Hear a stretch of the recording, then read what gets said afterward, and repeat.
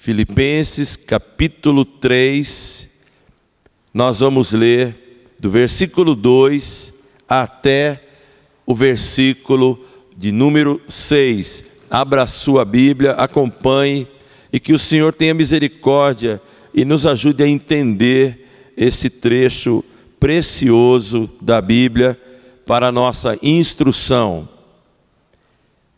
Acautelai-vos dos cães, acautelai-vos dos maus obreiros, acautelai-vos da falsa circuncisão, porque nós é que somos a circuncisão, nós que adoramos a Deus no Espírito e nos gloriamos em Cristo Jesus e não confiamos na carne. Bem que eu poderia confiar também na carne. Se qualquer outro pensa que pode confiar na carne, eu ainda mais.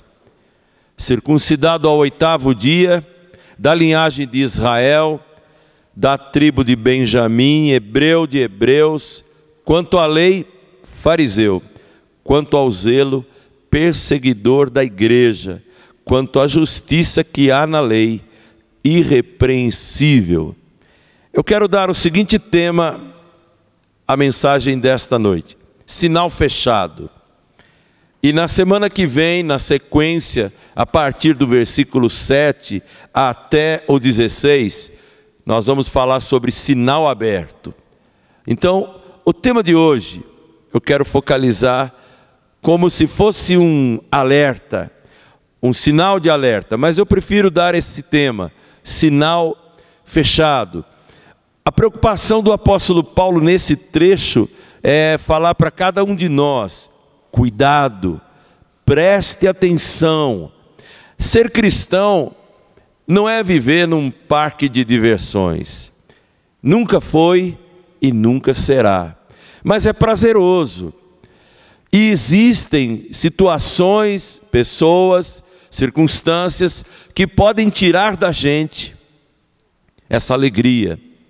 Na época que Paulo escreveu essa carta, ele já tinha falado aos Gálatas sobre ladrões que roubam a liberdade, que roubam a alegria e que impõem um padrão que não é de Deus. Então, se hoje, eu sei que isso não vai acontecer, mas Paulo coloca uma hipótese, um ser, uma condição. Vamos imaginar, irmãos, que de repente, nesse templo, já que estamos aqui, entrasse um anjo. Verdadeiramente seria ou não um espetáculo? Um anjo, com toda a grandeza que ele deve ter, com todo o brilho que ele deve ter. Mexeria com você ou não? Será que a entrada de um anjo num templo quase vazio daria a você alguma sensação de aprovação, bem-estar? Ou você simplesmente, já que o culto está transcorrendo há 40 minutos, então logicamente o anjo teria chegado atrasado, você olharia para ele e falaria: cara, só agora? Faz tempo que o culto começou. Será que a nossa reação seria assim, tão alienada, tão desinteressada? Mas Paulo deixa claro que se uma oportunidade dessa pudesse acontecer, um anjo entrasse num templo, seria um espetáculo, seria algo assim arrepiante. Mas e se ele abrisse a boca?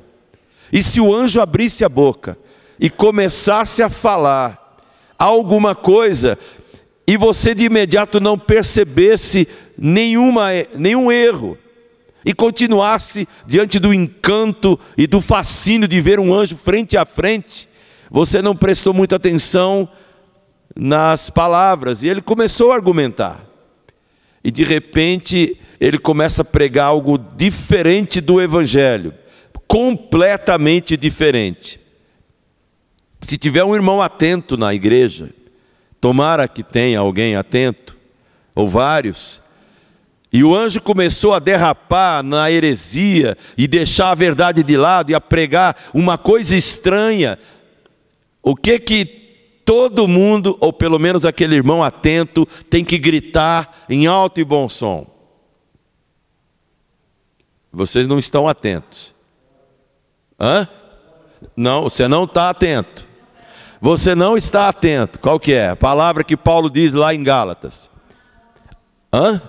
Anátema. Ou seja, maldito, cala a boca, você está pregando uma coisa que não tem nada a ver com o Evangelho. Então ser cristão é estar ligado, é ter atenção, é ter o critério bíblico na mão e no coração e na mente, para que se alguma pessoa, em algum lugar, mesmo sendo um anjo, abrir a boca para falar qualquer besteira, você tenha a coragem vinda de Deus para dizer um anátema. E é exatamente isso que Paulo faz dos versos 2 a 6 de Filipenses 3. Eu uso o tema sinal fechado, mas você pode colocar também sinal de alerta, você pode colocar também cuidado. E eu gostaria que você prestasse atenção em 3 argumentos bem simples. Sinal fechado para os ladrões da alegria. Sinal fechado para os ladrões da alegria. Versículo 2, o apóstolo coloca aí 3 ladrões. 3. Ele chama um de cães, ele chama outro de maus obreiros, e ele chama o terceiro ladrão de falsa circuncisão. Veja só, na época do apóstolo Paulo, quem eram os cães? Todos os gentios, todos os não-judeus, eram chamados pejorativamente de cães. Mas quando Paulo usa o termo aqui, ele não está preocupado com esse termo. Ele está preocupado sim em chamar de cães aqueles que devoravam os gentios que não eram circuncidados. Lembre-se, irmãos, que Paulo foi chamado para ser apóstolo dos gentios. A missão dele era pregar salvação para estrangeiros. E quando ele começou a fazer isso, muitos fariseus, nacionalistas, achavam que salvação era patrimônio só de um único povo, só de judeus. E quando muitos gentios, aos milhares, começaram a se converter, e eles não eram por natureza circuncidados ao 8º dia, muitos fariseus começaram a atrapalhar, prejudicar, tirar o prazer, tirar a alegria daquele povo que era salvo por Jesus, tanto quanto qualquer pessoa de qualquer nação. Os cães roubam a alegria, são devoradores daquele momento mágico, tremendo, que qualquer pecador pode ter no dia em que abre o coração para Jesus. Mas aqueles fariseus achavam errado. Salvação para grego, salvação para etíope, salvação para africano, salvação para qualquer pessoa não judaica é impossível. Então eles ficavam o tempo todo de maneira encardida, como cães latindo, buzinando, tirando a alegria. Imagina você soube que alguém aceitou Jesus. Em vez de você celebrar com ele, de repente você começa a questionar a pessoa, perguntar onde é que ela congrega, que tradução de Bíblia ela tem, que hino ela canta na igreja dela, e começa a criticá-la porque ela não está nesta ou naquela igreja, ouvindo este ou aquele cântico.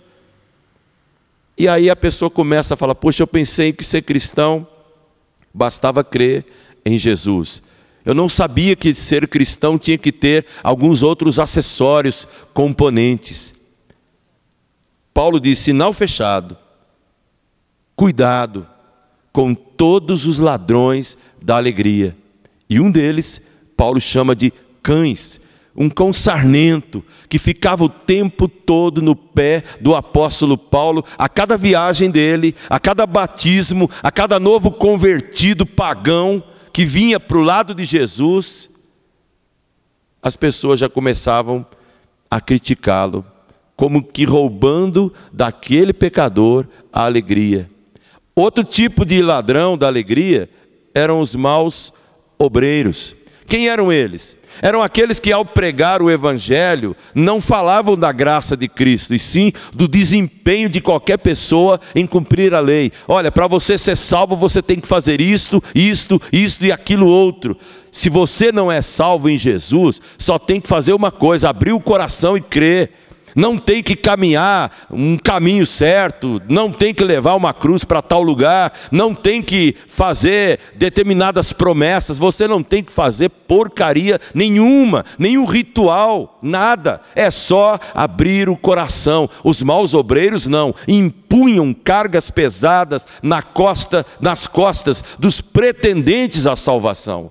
E eles achavam que ser salvo era muito mais uma questão de empenho pessoal em obedecer à lei do que simplesmente se entregar à graça salvadora de Cristo. Então, quando alguém aceitava Jesus, simplesmente vinha outro e dizia: só isso não basta, é necessário fazer isto, fazer aquilo outro.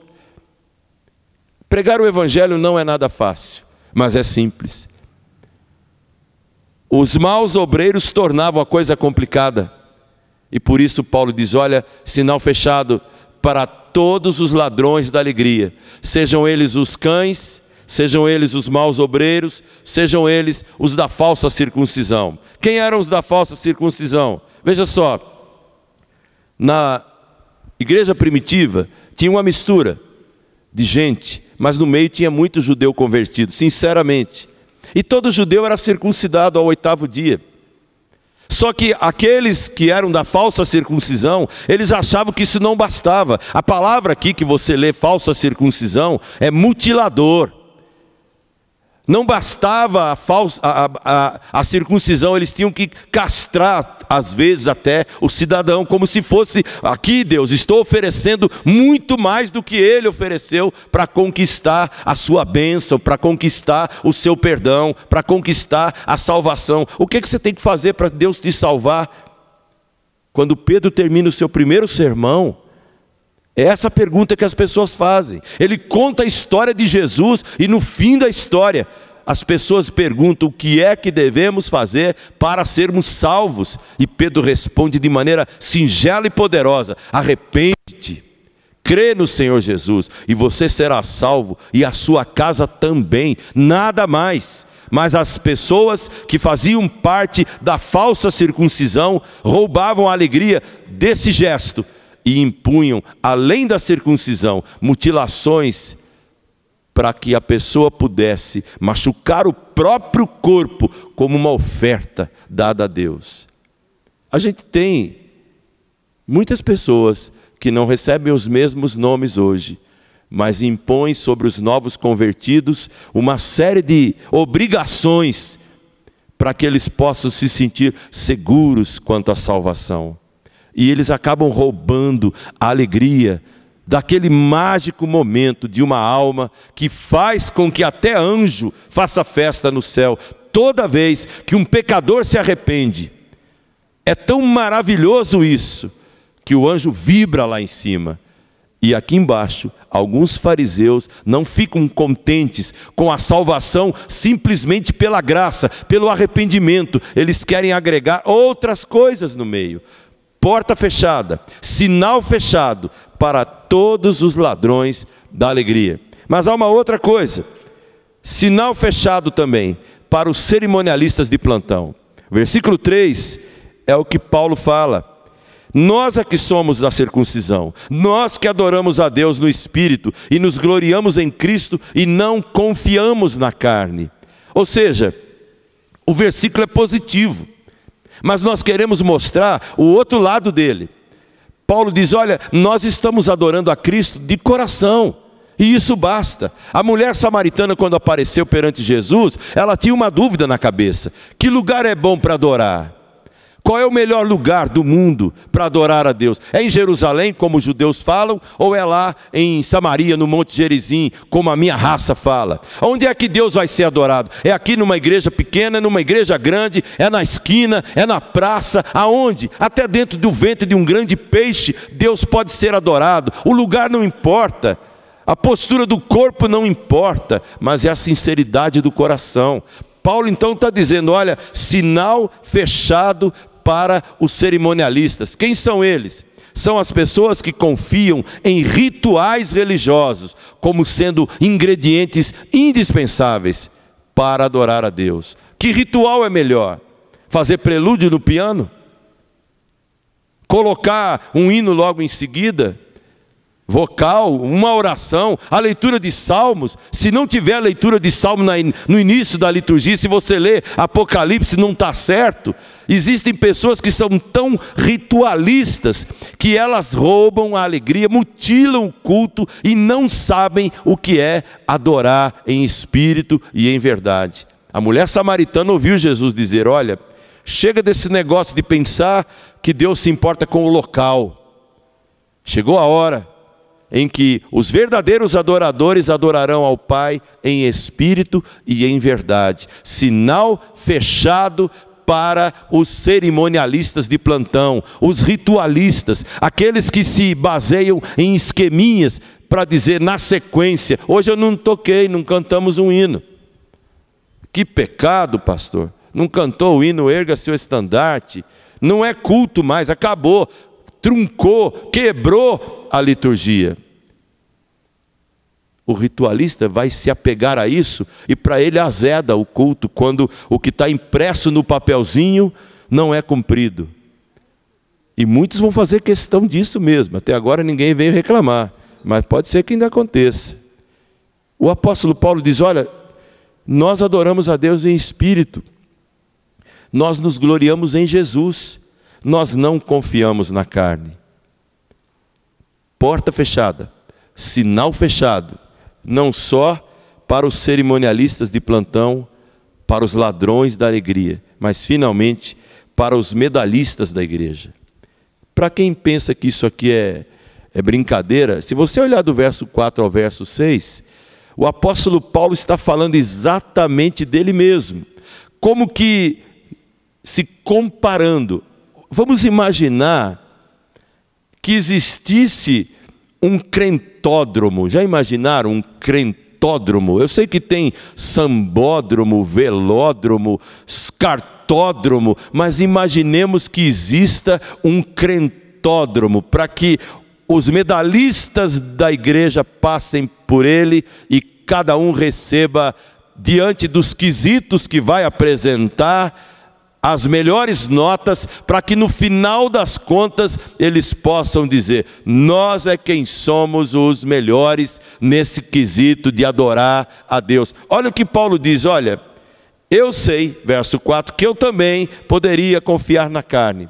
Se alguém pensa que pode, eu ainda mais. Ele já abre o cartão de visita dele para dizer o seguinte: vamos tomar cuidado, acautelai-vos, preste atenção. Existem ladrões da alegria que vão tirar de você a beleza e a pureza de pertencer a Cristo. Existem pessoas perigosíssimas, são os ritualistas de plantão, mas os piores são os medalhistas de Cristo, os medalhistas da igreja. E eu vou descrever um deles, que o próprio Paulo se coloca como uma referência para dizer: eu não penso nisso, mas se alguém acha que tem algum valor, eu vou dizer que eu tenho, mas que eu chamo isso tudo de lixo, refúgio. Olha só, se a gente pensar assim, no quesito circuncisão, que nota Paulo teria? 10. Não é isso que eles falam? No sambódromo, 10. Eu fui circuncidado ao 8º dia, 10. Que nota Paulo teria na questão do sangue dele? Eu aí ia dizer 10. Sou da tribo de Benjamim, 10. Não tem ninguém melhor que eu nesse negócio aqui. Se ele fosse julgado pelo quesito hebreu, olha como ele coloca: eu sou hebreu de hebreus. Então que nota Paulo teria? 10. Lembra daquele som que tem lá no Rio de Janeiro o tempo todo, dizendo isso? Mangueira 10. Já imaginaram um crentódromo e Paulo passando? Que nota nós teríamos? Olha, eu acho que uns 2,5.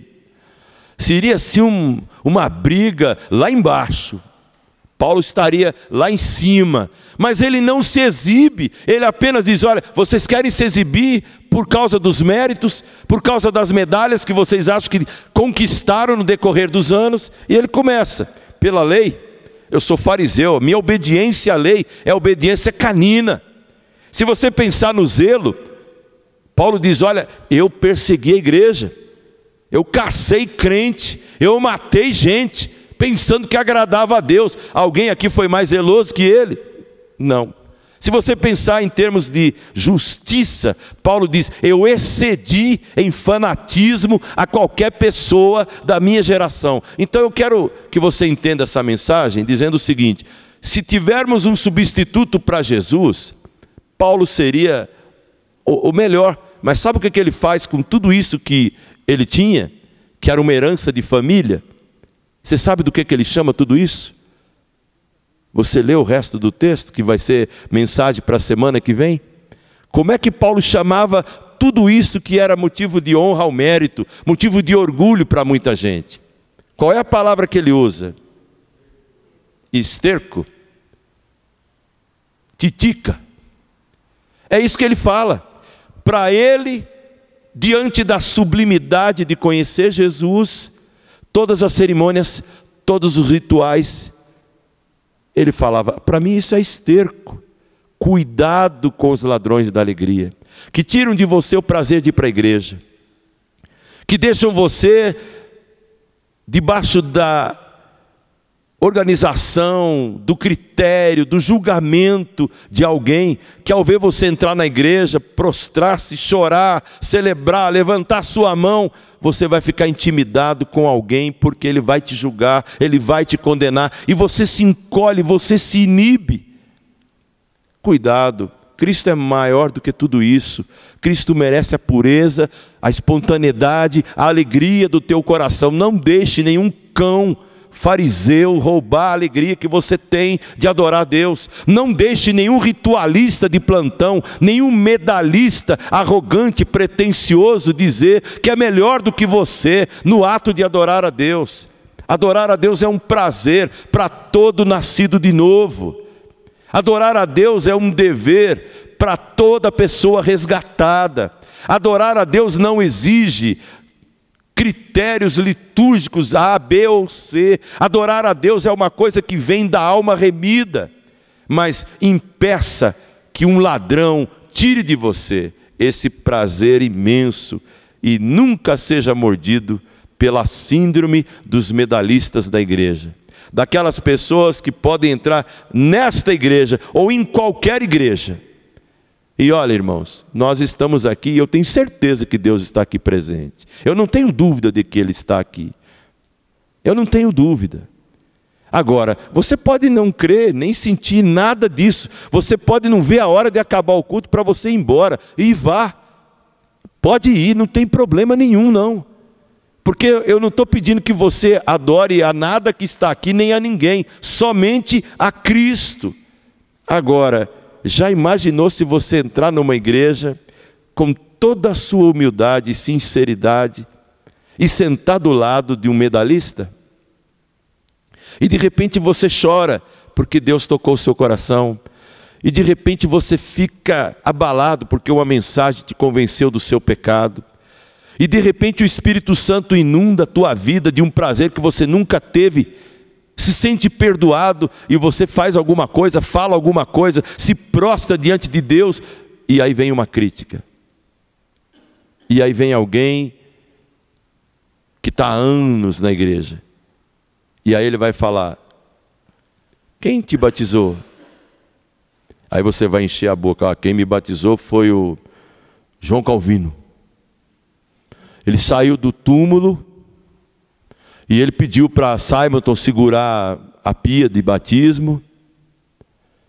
E aí você vai falando um monte de medalhão aí, né? E pediu para Spurgeon pregar no culto. E pediu para o coral do Tabernáculo do Brooklyn. Se você quer um coral, talvez o melhor coral do mundo, até mandei para Adriano, o melhor coral do mundo, dizem. Só de Grammy eles ganharam vários. E interessante, a Carol Cimbala, que é regente desse coral, uma nota musical. Não lê. É coisa de Deus. O coral já ganhou vários prêmios. Se você ouvir esse coral cantando Grandioso És Tu, Aleluia, de Handel, você chora, você cai no chão de tanta beleza. Agora, se algum dia a Carol Cimbala vier aqui, trazer o coral dela aqui, 250 vozes, já pensou? 250 vozes, ela chega aqui, mas vou cantar aí, Senhor. O Senhor vai falar, você vai cantar para quem? Você vai cantar para quem? É para mim ou é para a igreja? O espetáculo é Jesus. Nós não.